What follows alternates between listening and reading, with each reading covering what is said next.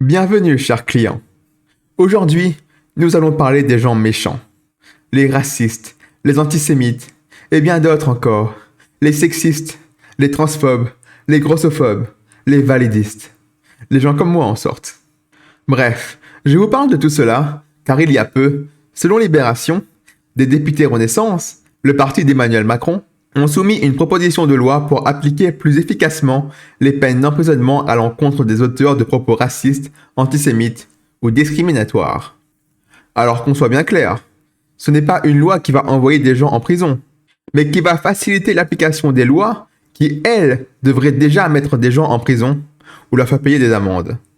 Parce que actuellement, les différentes formes de haine, comme le racisme par exemple, sont déjà illégales. Vous pouvez voir là sur votre écran un long tableau qui résume les infractions, les textes de loi et les peines maximales.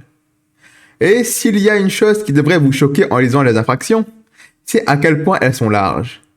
Par exemple, quand on nous parle de provocation à la discrimination, à la haine ou à la violence raciale, qu'est-ce que cela signifie concrètement? Et si l'on va sur servicepublic.fr, eh bien, on est guère mieux renseigné.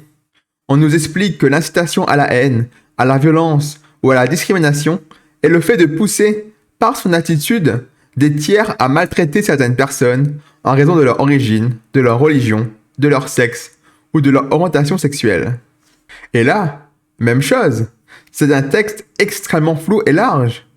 Parce que s'il suffit de pousser des tiers à la violence, eh bien, littéralement juste parler de l'immigration et de la délinquance tombe sous le coup de la loi. D'ailleurs, en parlant d'interprétation large, Éric Zemmour a été condamné à payer une amende de 10 000 € en 2015 pour avoir déclaré que la plupart des trafiquants sont noirs et arabes. C'est comme ça, c'est un fait. Et il a aussi dit que les employeurs ont le droit de refuser les arabes ou des noirs. Alors, on peut être choqué par ces propos, mais personnellement, je pense qu'il n'y a pas de quoi être condamné pour ça. Parce qu'à un moment, il y a la réalité. Si une certaine communauté est massivement représentée dans un crime, en quoi cela serait raciste de dire la réalité? Surtout que cela ne veut pas dire que toute cette communauté est criminelle, juste qu'elle est surreprésentée. Enfin, mais là n'est pas le sujet de cette vidéo. Tout ce que je voulais dire, c'est que ces lois anti-haine sont extrêmement malléables et floues par essence. Et c'est logique, puisque la haine, c'est quelque chose de très subjectif. Du coup, quand je vois que le gouvernement Macron, qui est notre président, je le rappelle, décide soudainement d'être plus sévère là-dessus, je ne peux que m'inquiéter. Surtout que nous vivons à une époque où n'importe qui peut être traité de raciste, homophobe, transphobe, sexiste, etc., etc. pour rien. Surtout avec la magie de l'intersectionnalité. Pour ceux qui auraient oublié, l'intersectionnalité, c'est un peu la convergence des luttes.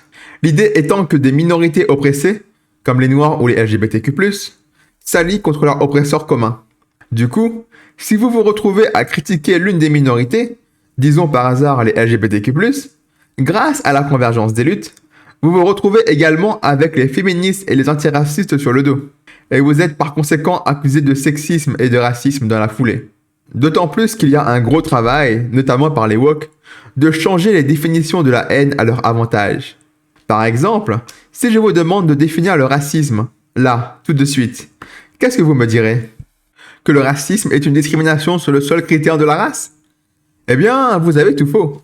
Selon l'ADL, l'Anti-Defamation League, la Ligue contre la diffamation en français, qui est l'une des associations anti-haine les plus influentes du monde, le racisme est la marginalisation et ou l'oppression des personnes de couleur sur la base d'une hiérarchie raciale, socialement construite qui privilégie les blancs.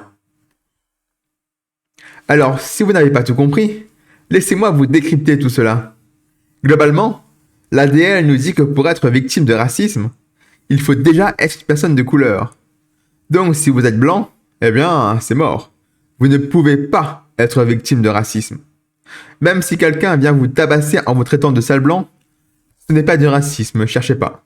Mais en plus, cette définition nous dit aussi que pour être raciste, il faut soit être blanc, soit être atteint de la blanchité. Autrement dit, un noir qui va être par exemple très discriminant, voire violent, contre les asiatiques, juste à cause de leur origine par exemple, eh bien, ce n'est toujours pas du racisme. puisqu'il n'est pas blanc. Et si vous vous demandez pourquoi, eh bien, c'est parce que pour les woke, notre monde fonctionne uniquement selon le prisme oppresseur-oppressé. Ainsi, seul l'oppressé peut être victime, et seul l'oppresseur peut être coupable. Et pour les woke, les oppressés, ce sont les minorités, et l'oppresseur, c'est ce fameux homme blanc cisgenre hétéronormé. Bref, tout ça pour que vous compreniez bien à quel point la définition de ce qu'est la haine est si subjective qu'elle peut être manipulée par n'importe qui à son avantage. Le problème, c'est que l'on vit également dans une société où être traité de haineux est vraiment la pire des choses qui peut nous arriver socialement. C'est presque l'équivalent de la peine de mort sociale, et parfois même professionnelle. D'autant plus que ce sont des accusations impossibles à lever. Je veux dire, il est très facile de traiter quelqu'un de raciste, mais comment prouver qu'on ne l'est pas? Genre si là, maintenant, je vous accuse d'être raciste, comment allez-vous me prouver à 100% que j'ai tort? Vous pouvez y réfléchir longtemps. La réalité est que c'est impossible. L'accusation de haine étant principalement une accusation morale, cela reviendrait à demander à quelqu'un de prouver sa moralité, sa sincérité. Et comme on ne peut toujours pas lire dans les pensées des autres, on ne peut pas savoir si quelqu'un est sincère ou non à 100%. On ne peut donc pas prouver sa moralité à 100%. Autrement dit, si on arrive à coller sur vous l'étiquette de haineux, eh bien, vous ne pourrez jamais vous en débarrasser totalement. C'est une marque indélébile. Et c'est pour cela que ce sont des accusations très populaires dans la politique actuelle, où l'on cherche plus à diaboliser son adversaire plutôt qu'à avoir raison. Il n'y a qu'à voir les débats politiques de ces dernières années. C'est très rare si un camp n'accuse pas l'autre d'être soit raciste, soit homophobe, soit transphobe, soit sexiste et compagnie. Bref, pour en revenir à la proposition de loi du groupe Macron, qui veut renforcer la sévérité des lois anti-haine, je ne peux que trouver cela très inquiétant. C'est une attaque pure et dure sur la liberté d'expression, au nom d'une soi-disant lutte contre la haine. Et généralement, ces histoires ne finissent jamais bien.